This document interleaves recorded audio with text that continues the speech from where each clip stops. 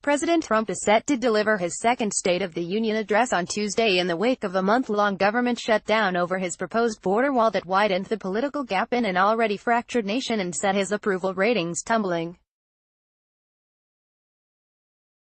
In an attempt to repair the partisan divide, the normally confrontational Trump plans, at least for the night, to strike a conciliatory tone and deliver a call for unity during his address before Congress. "I really think it's going to be a speech that's going to cover a lot of territory, but part of it's going to be unity," Trump told reporters last week.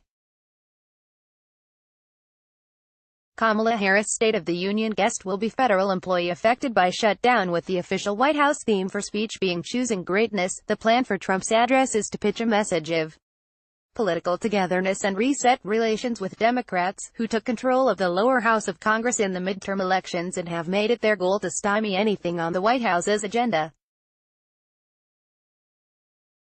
An early excerpt of the speech, released by the White House, has Trump saying, "Together we can break decades of political stalemate, we can bridge old divisions, heal old wounds, build new coalitions, forge new solutions, and unlock the extraordinary promise of America's future.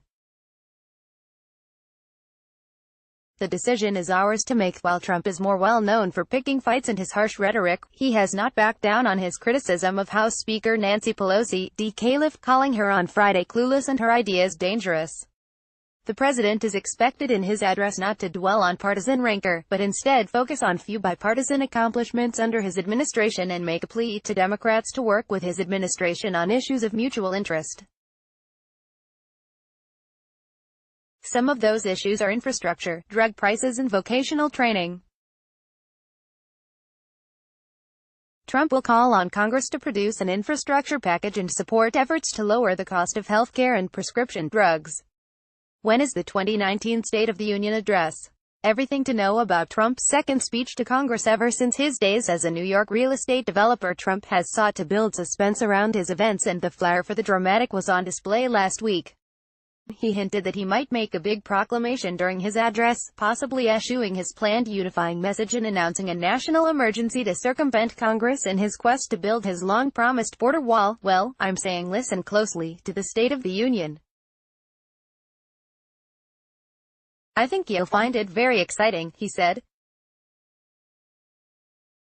Whether or not he goes through with declaring a national emergency during his speech, immigration and the border are expected to feature heavily in the address, with Trump detailing what he sees as the dangers of illegal immigration and discussing his efforts to revise trade deals, including the updated agreement with Canada and Mexico.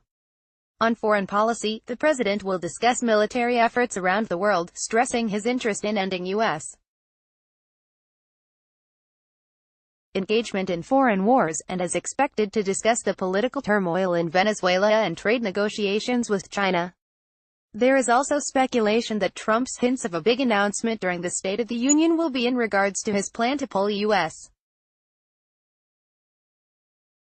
forces out of Syria. Secretary of State Mike Pompeo told Fox News recently that the president would make a significant announcement, I think in the State of the Union next week, with respect of the status of the caliphate, the real estate, the grounds from which the Islamic State group had been operating in Syria. Analysts say that Trump's address will give voters their first clues as to what his 2020 re-election campaign message will be, and that if he hopes to retain the White House, the president must make inroads with moderate Republicans. Click here to get the Fox News. Presidents have walked into that chamber in weakened positions before, John Meacham, a presidential historian and author, told the Associated Press. But Trump does not have the usual base of support. Legislative Republicans fell in line with Trump because they were afraid of him and his supporters, and if that support is eroding, the end will be quick. Bill Galston, a presidential scholar at the Brookings Institution and former advisor in the Clinton administration, said giving the GOP losses during the midterm elections and the president's falling poll numbers, Trump needs to look beyond his political base on Tuesday. He desperately needs to send a signal to the American people that his administration is open for business, that he is prepared to negotiate on a wide range of issues that might enable him to broaden support, Galston said. The Associated Press contributed to this report.